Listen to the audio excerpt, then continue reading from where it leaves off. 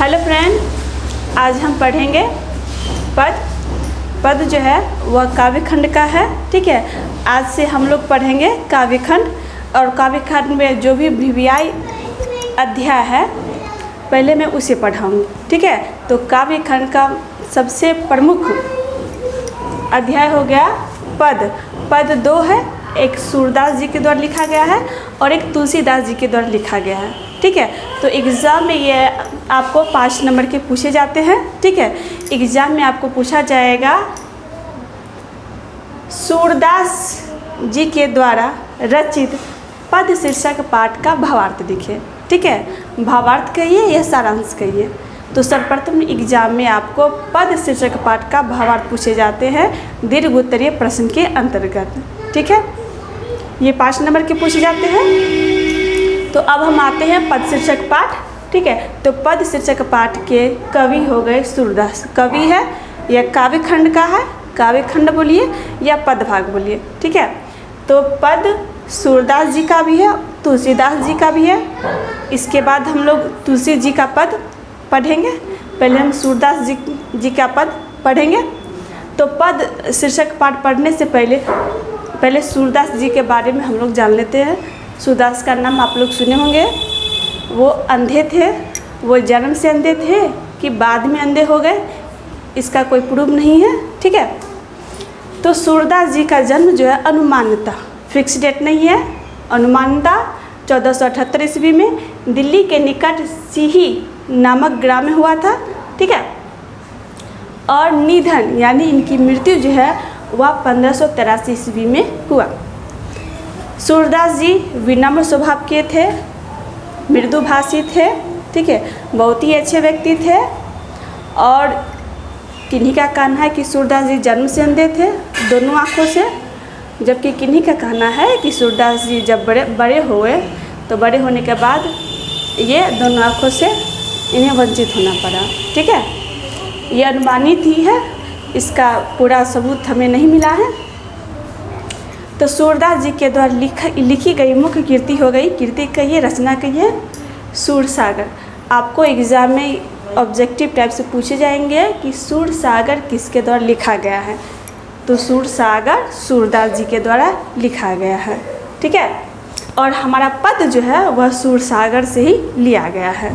ठीक है, ऑब्जेक्टिव में आपको इस टाइप से क्वेश्चन पूछे जा सकते हैं, सूरदास जी का जन्म कब हुआ था, या सूरदास जी का जन्म कहाँ हुआ था, या पूछे जा सकते हैं सूरदास जी का निधन कब हुआ था। ठीक है, तो जन्म हो गया 1478 ईस्वी, निधन हो गया 1583 ईस्वी। तो सूरदास जी के द्वारा लिखा गया मुख्य रचना सूरसागर, साहित्य लहरी, राधा रस केली और सूरसरावली। ठीक है, सूरसरावली। एग्जाम आपको इस टाइप से भी क्वेश्चन पूछे जा सकते हैं, सूरसरावली किसके द्वारा लिखा गया है। तो सूरसरावली सूरदास जी के द्वारा लिखा गया है। ठीक है, अब हम आते हैं भावार्थ में। ठीक है, तो एग्ज़ाम में आपको क्वेश्चन पूछे जा सकते हैं कि सूरदास जी के द्वारा रचित दोनों पदों का भावार्थ लिखिए। चूँकि काव्य खंड में सूरदास जी जो पद लिखे हैं तो पद 2 पद है, प्रथम पद द्वितीय पद। एग्जाम में अगर आपको क्वेश्चन रहेगा कि सूरदास जी के द्वारा रचित प्रथम पद का भावार्थ लिखे, तो हमें प्रथम पद का भावार्थ ही लिखना है, द्वितीय पद का भावार्थ नहीं लिखना है।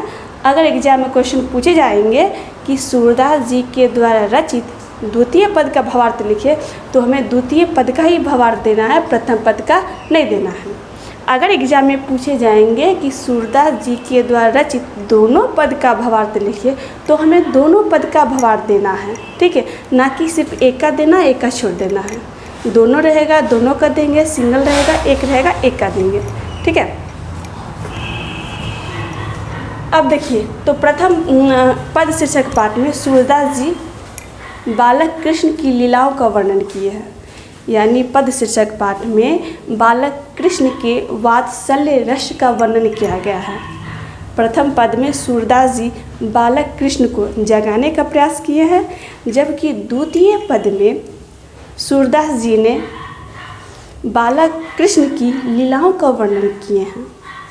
प्रथम पद में सूरदास जी का कहना है, हे ब्रजराज कृष्ण, हे ब्रजराज कृष्ण आप जाग जाइए, सवेरा हो गया है, कमल के फूल खिल गए हैं और कुमुद जो है अपनी पंखुड़ियों को समेट लिए हैं, भौरा भी लता में खो गए हैं, सारे पशु पक्षी जाग गए हैं, अतः हे कृष्ण आप भी जाग जाइए, सवेरा हो गया है।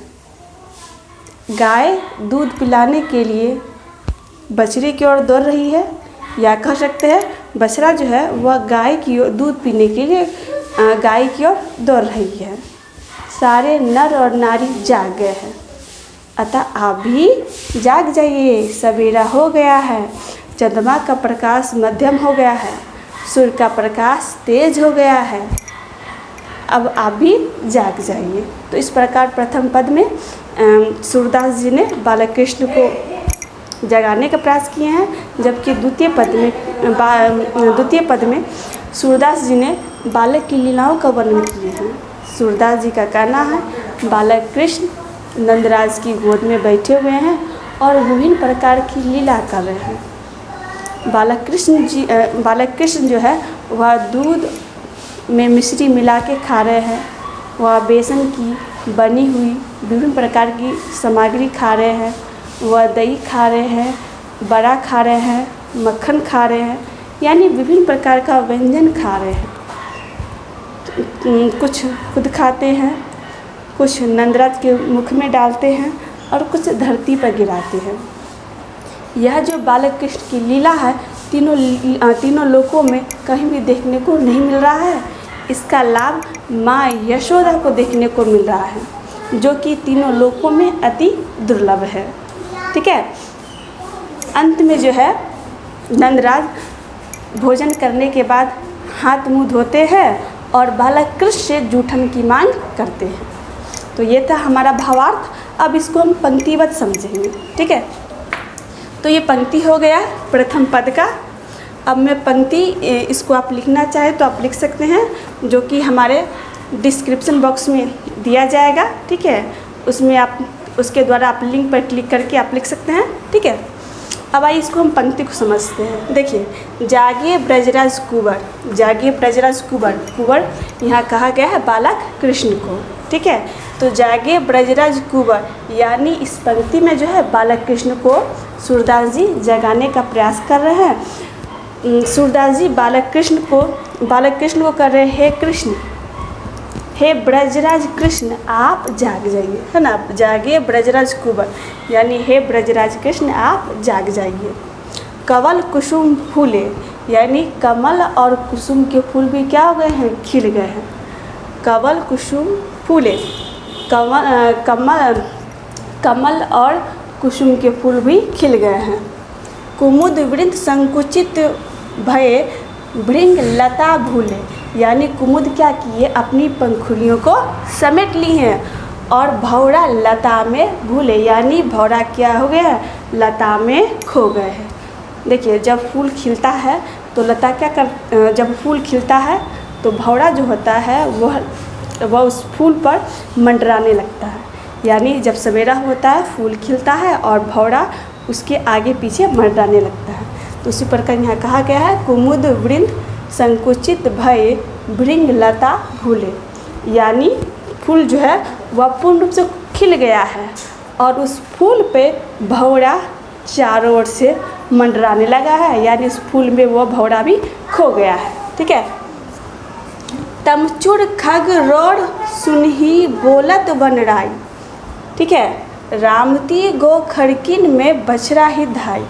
ठीक है। यानी खग, तमचुर खग रोड सुनही बोलत बनराई यानी जितने पशु पक्षी है सब जागे, सब बोल रहे हैं। जितनी पशु पक्षी की आवाज़ जो है, ठीक है, वह सुनाई देने लगेगी, सभी जाग गए हैं।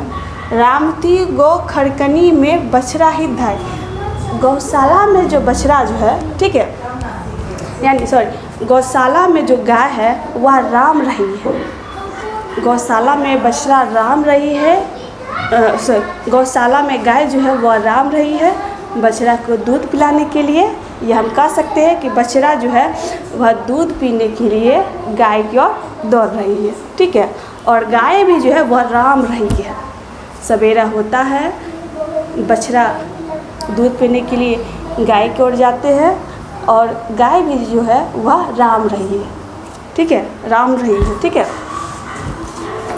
विधु मलिन रवि प्रकाश गावत नर नारी, अर्थात हम कह सकते हैं कि रवि मतलब सूर्य का प्रकाश भी क्या हुआ है, चारों ओर फैल रहा है, चंद्रमा का प्रकाश मध्यम हो रहा है। जितने भी नर नारी है सब क्या कर रहे हैं, गा रहे हैं, यानी भजन कीर्तन करने लगे हैं। जब सूर्योदय होता है सभी स्नान करते हैं, पूजा पाठ करते हैं और सभी नर नारी भजन कीर्तन करते हैं, ठीक है। तो यहाँ कहा गया है कि सूर्य का प्रकाश फैल रहा है, चंद्रमा का प्रकाश मध्यम हो रहा है, सभी नर नारी जाग गए हैं, वह भजन कीर्तन करने में लग गए हैं, ठीक है। सूर्य श्याम प्रातः उठो, इसीलिए हे श्याम आप सवेरे उठिए, ठीक है। अम्बुज कर धारी, आप अम्बुज को धारण करने वाले हैं, अतः हे ब्रजराज कृष्ण आप जाग जाइए, सवेरा हो गया है, ठीक है। तो इसका सेकेंड पद जो है, द्वितीय पद, मैं आपको अगले वीडियो में द्वितीय पद अगले वीडियो में समझाऊंगी, ठीक है। और प्रश्न उत्तर भी अगले वीडियो में समझाऊंगी, ठीक है। धन्यवाद।